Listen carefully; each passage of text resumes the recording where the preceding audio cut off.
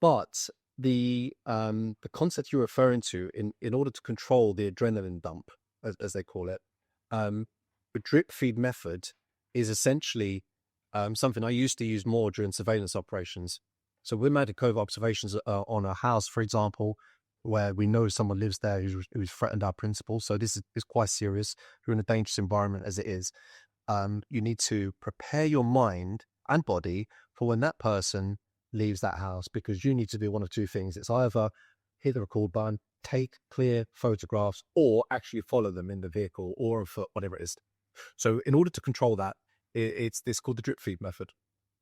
And there's a color code sort of reference that we have, and it's yellow, orange, and red. And the idea is that when you're in yellow, you're oblivious.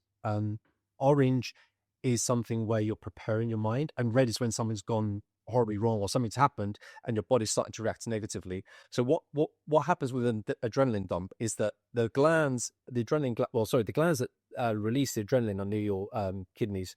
And the idea of adrenaline is that it will feed blood flow to your muscles that require it. So your legs, and it will draw it away from places like your head. So you start to think less rationally.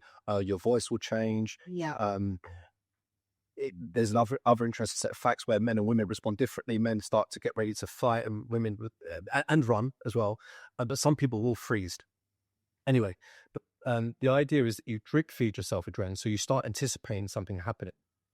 So that, and you can feel it if you actually do it in a real life situation, or even if you just practice it, you will start feeling the adrenaline slightly in the sort of top of your diaphragm or your stomach. You'll feel a sort of release of adrenaline slowly. So when it does happen, when the thing that you're anticipating or know that will happen happens, you're more prepared for it. Yeah. And so, yeah, it will be a bigger release, but because you controlled it, your mind and your body will react better.